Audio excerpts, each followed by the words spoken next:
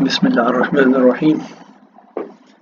Dear students, today inshallah we are going to start a new lesson, the Nelson Mandela.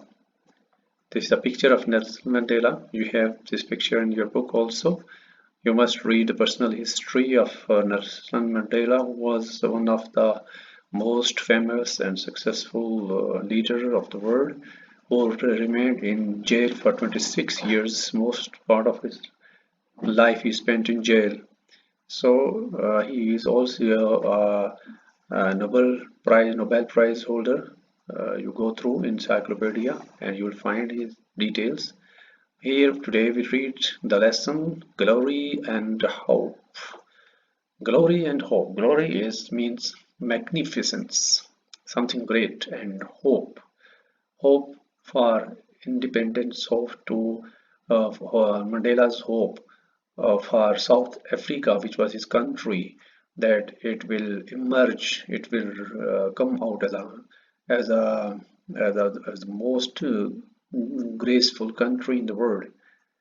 Here it's unit number 2.2, Glory and Hope, Nelson Mandela. Your Majesties, Your Royal Highness, distinguished guests, comrades, and friends, today all of us do, by our presence here and by our celebrations in other parts of the country and the world, confer glory and hope to newborn liberty. Dear students, this first paragraph basically, this is the speech of Nelson Mandela when he was elected as president, first president of the black people in South Africa after a revolution. He was the first black leader, and this is his first speech in the assembly. And he is addressing to the people who are gathered there, the foreign ambassadors and delegates also, Your Majesties. This majesty is here, it means the great people. uh, Basically, this is addressed to the diplomats of the other countries which are sitting in the parliament, in the assembly of South Africa. Your Royal Highnesses, there must be the people come from different countries and their heads, therefore Royal Highnesses, distinguished guest means eminent guest, the most respectful. Comrades mean companion, friends, and friends. Today, all of us do by our presence here. Here, presence here means in the assembly, and by our celebrations in other parts of the country. Nelson says that this is the celebration. We are celebrating the independence of South Africa, not over here in the assembly where the people gather from the other part of the country or the world also, but we are celebrating our independence also in South Africa, in different parts of the country, in different cities, and the world also. We are enjoying, we are celebrating our independence in the world where the black people of South Africa are living, and all that confer glory. And all these people, wherever they are in South Africa, in assembly, in the country, in other cities, or in the world, they confer glory and hope to newborn liberty. They, all those people, confer mean bestow, they give glory and hope to newborn liberty of South Africa. Newborn because they have achieved independence, they have achieved freedom after many years of struggle. So this is the celebration, and Nelson Mandela is addressing to the people all around the world. Now, paragraph number 2. Out of the experience of an extraordinary human disaster that lasted too long must be born a society of which all humanity will be proud. Here in this paragraph, Nelson says that out of the experience of an extraordinary human disaster, Africa before this independence was just, the black people were like slaves in their own country, and it was human disaster. Humanity was destroyed there. Black people, there were no rights of the black people. The experience of extraordinary means huge, extraordinary, exceptional, which is not some common thing, very special thing. Experienced people were just experiencing an extraordinary human disaster. Black people were violated their rights. They were not given their rights in their own country. That lasted too long, and that violation of the rights of the black people lasted too long at the hands of the white people who were ruling there. Must be born a society of which all humanity will be proud. Now, as they have got independence, they have got freedom. Now, the humanity will be proud. Humanity will be proud that out of struggle for many, many years, the black people have got their own country, their own rights. Now, the next paragraph. Our daily deeds as South Africans must produce an actual South African reality that will reinforce humanity's belief in justice, strengthen its confidence in nobility of the human soul, and sustain all our hopes for our religious life or life for all, sorry, right word, for all. In this paragraph, Nelson Mandela tells us about the responsibilities of the black people of the South Africa as they have achieved the independence. They have got freedom now. They have huge responsibilities to shoulder on. Therefore, they should be very much careful. Our daily doings as South African, the people of South Africa, daily practices must produce an actual South African reality. What is the South African reality? Actual South African reality means the African people in reality believed in the equality of all human beings. They don't believe in superiority, they don't believe in injustice, they don't believe in cruelty.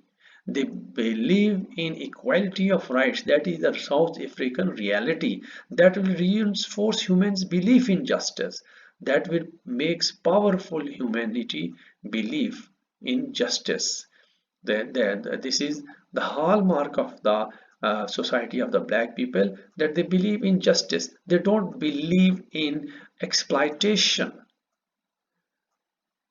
Strengthen its confidence in nobility of human soul. So black people, particularly in South Africa, what is the reality? That they believe in human soul. What nobility of human soul? The black people in South Africa, they believe that the human beings are by birth very noble. They are the crown of creation.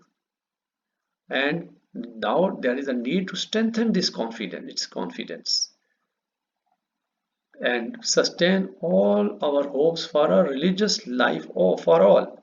And sustain means to get a religious life for all.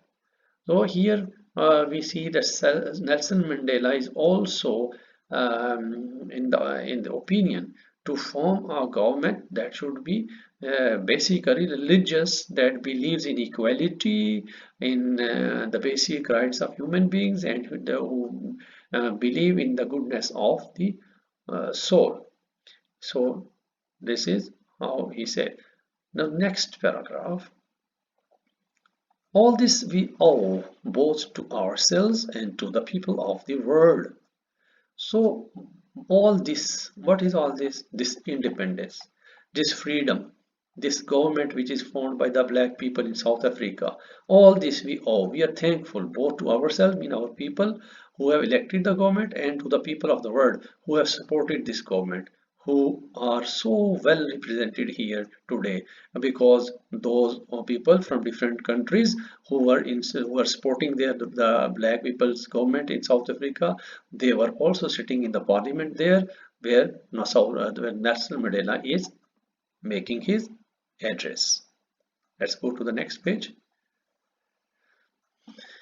To my compatriots, I have no hesitation in saying, to my compatriots, I have no hesitation that each one of us is intimately attached with the soil of this beautiful country, as are the famous jacaranda of Pretoria and the mimosa trees of Bushveld.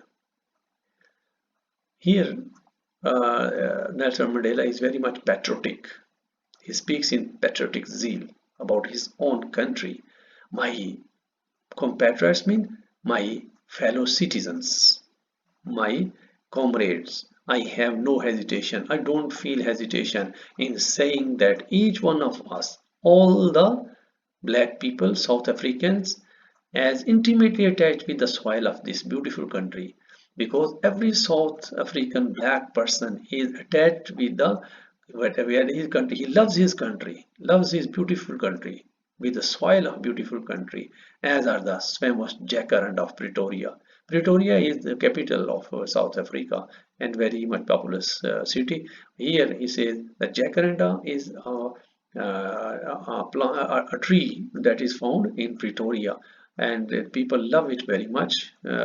So it is very famous in Pretoria, and he says that the beautiful jacaranda tree in Pretoria and the mimosa trees of Bushveld. And mimosa is basically a bush. It's a bush, not exactly tree. It's a bush, and mimosa trees and bush. These are commonly found in South Africa. He says that as these plants and trees are very much close to the earth, to the land of South Africa, and they are known as the South African trees and plants, so the black people are a part of the South African land. Next paragraph. Each time one touches the soil of this land, we feel a sense of personal renewal. So he says that all the black people of South Africa love their land so much. They're so much attached with their country. They love it with their heart that they are renewed when they put their step on the soil of their country.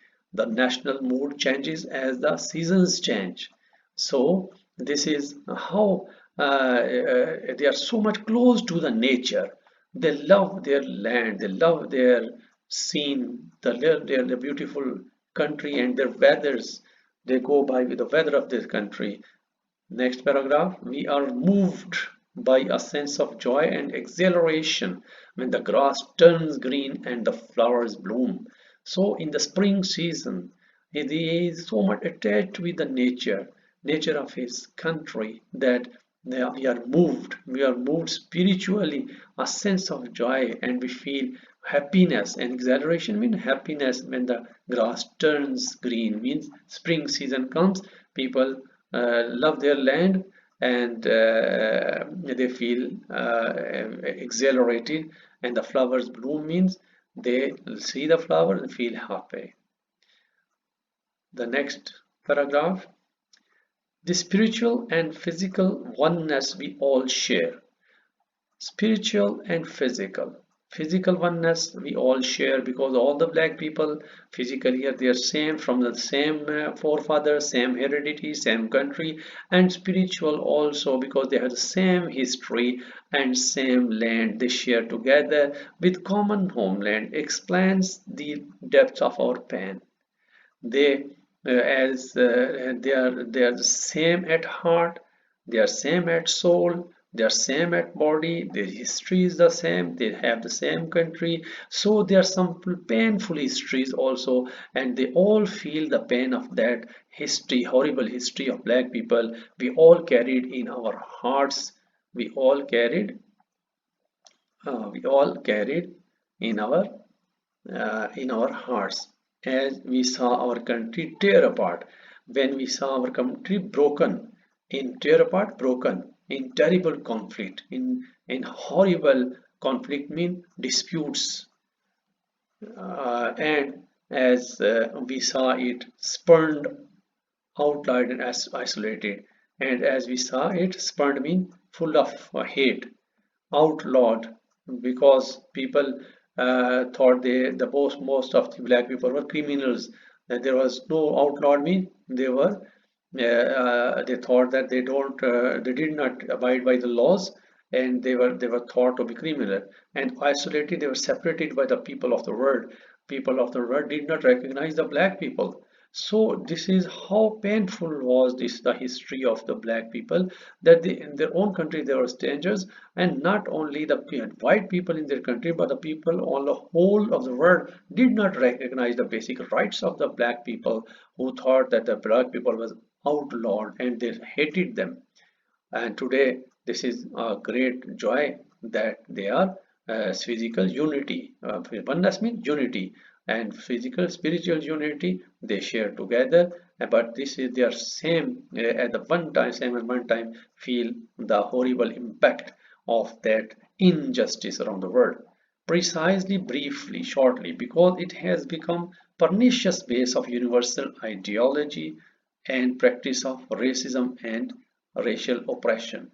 Because he says that he has too much to say, but simply he will say briefly, precisely briefly, he says because why there was conflict in South Africa, because it has become pernicious base, evil foundation of universal ideology and pernicious and practice of racism, because most of the racism was practiced there in South Africa. Racism means people believed in race, white people and black people. White people thought that they're superior race, and they were exploiting the rights of the black people. And the racial oppression. Racial oppression means some cruelty based on the which is done on the basis of race. We, the people of South Africa, feel fulfilled that humanity has taken us back into its bosom. Now, as they have formed their own government, they have won their democracy, they have got their rights.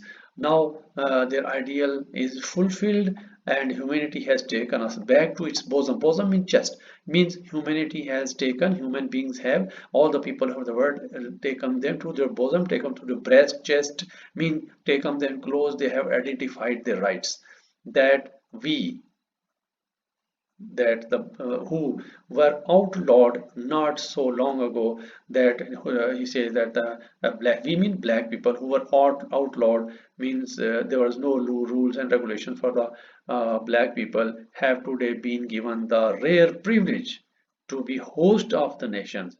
And now today they are the hosting the nations of the world on our soil, on our land in Africa. Means he wants to say that once the people hated them, their basic rights were violated in their own country, and they were thought to be criminal. And it was not short ago; it was not long ago; it's just short ago. But they have got independent so rapidly, so soon, that they cannot believe that today they have got their independence, and they have become the host of the people around the world. And Nelson Mandela, as its leader, is addressing to the people of the world. So we see that like the previous lessons, we have Jinnah's address and address of Martin Luther King, and this is the third leader which we are given the speech over here.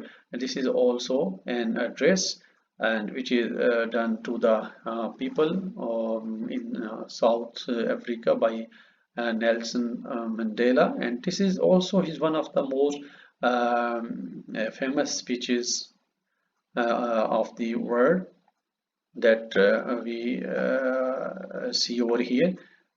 Best of luck. Allah Hafiz.